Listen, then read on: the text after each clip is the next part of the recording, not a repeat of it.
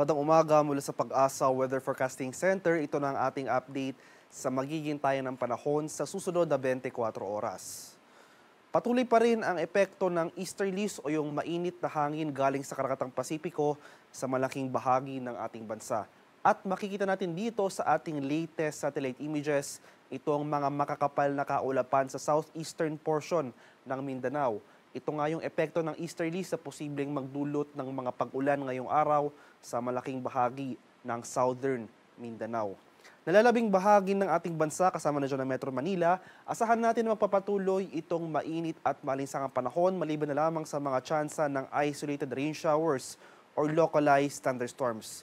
At sa kasalukuyan, wala pa rin tayong binabantayang low pressure area o sama ng panahon na maaring makaapekto sa ating bansa sa mga susunod na araw.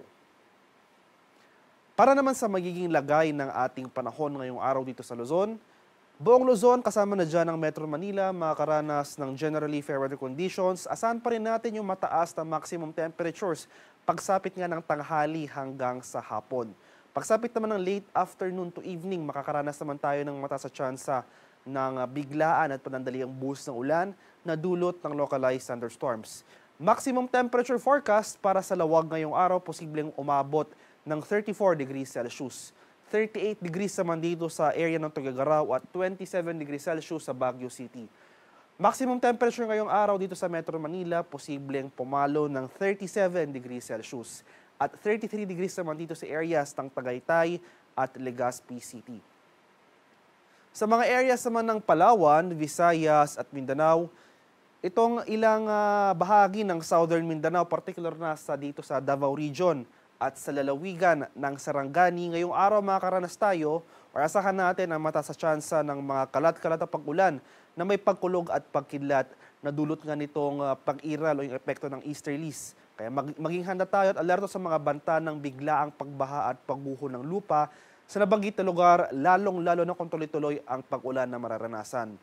Nalalabing bahagi ng Mindanao, dito sa buong Visayas, pati na rin sa Palawan, magpapatuloy itong bahagyang maulap hanggang sa maulap na papawirin, maliban na lamang sa mga tsansa ng biglaan at panandaliang buhos ng ulan na dulot ng afternoon rain showers or thunderstorms. Especially dito sa rest of Mindanao, asahan natin ang mataas na tsansa ng thunderstorm activity mamayang hapon hanggang sa gabi. Temperature forecast o yung maximum temperature forecast ngayong araw dito sa area ng Puerto Princesa, posibleng umabot ng 34 degrees Celsius at 33 degrees Celsius naman dito sa area ng Kalayaan Islands. Maximum temperature forecast ngayong araw dito sa Iloilo, posibleng umabot ng 33 degrees Celsius at 32 degrees Celsius naman dito sa areas ng Cebu at Tacloban City. Dito naman sa Mindanao, maximum temperature forecast ng Cagayan de Oro for today, posibleng umabot ng 32 degrees Celsius. 32 degrees rin dito sa area ng Davao at 34 degrees Celsius naman ang posibleng maximum temperature dito sa area ng Zamboanga. Sa kalagayan ng ating karagatan, sa kasalukuyan, wala pa rin nakataas na gale warning sa anumang baybay ng ating kapuluan at banayad hanggang sa tamtamang pag-alon na ating mararanasan sa malaking bahagi ng ating bansa. Iba yung pag-iingat pa rin sa ating mga kababayan na maglalayag sapagkat kung meron tayong offshore thunderstorm activity, ito yung mga pag-ulan sa ating dagat baybayin, asahan natin ang malalakas na hangin at kaakibat nito ang bahagyang pagtaas ng ating mga alon. Para naman sa ating 3-day extended weather outlook sa mga piling lugar ng ating bansa, dito sa Luzon, buong Luzon, sa mga areas ng Metro Manila, Baguio City at Legazpi City in particular, for the next 3 days, magpapatuloy itong generally fair weather conditions, mainit at malinsangan, ngunit magdala pa rin tayo ng pananggalang sa ulan dahil mataas pa rin yung chance ng afternoon rain showers or thunderstorms. Kaya ilang paalala na lang sa ating mga kababayan dahil inasan pa rin natin na magpapatuloy itong mainit na panahon. Kung maaari, iwasan po natin ang outdoor activities sa mga oras ng 12 p.m. to 3 p.m. dahil ito yung oras kung saan itatala natin ang mataas na temperatura for the day.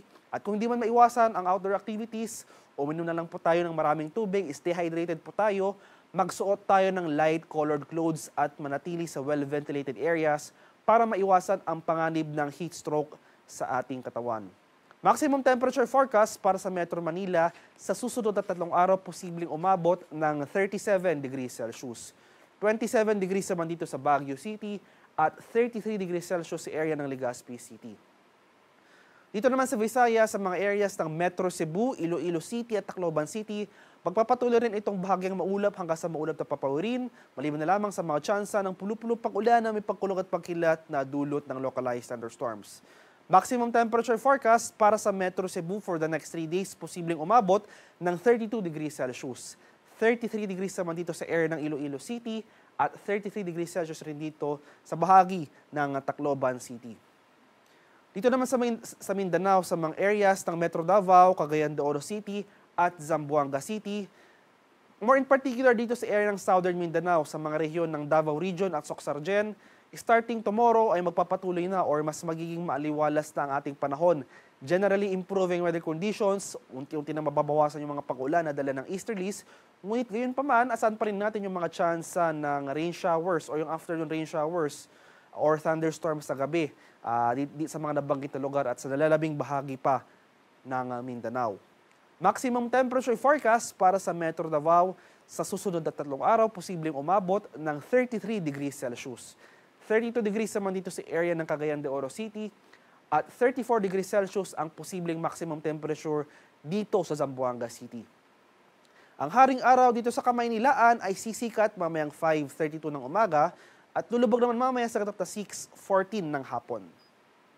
At para sa karagdagang impormasyon tungkol sa ulat panahon, lalong-lalo na sa mga thunderstorm advisories or rainfall advisories sa posibleng i-issue ng ating Pag-asa Regional Center sa ating mga lokalidad, ay i-follow kami sa aming social media accounts at DOST_Pag-asa. Mag-subscribe na rin kayo sa aming YouTube channel sa DOST Pag-asa Weather Report at palaging bisitahin ang aming official website sa pag-asa.dost.gov.ph. At yun lamang po ang latest mula dito sa Pag-asa Weather Forecasting Center. Magandang umaga sa ating lahat. Ako po si Dan Villamil nag-uulat.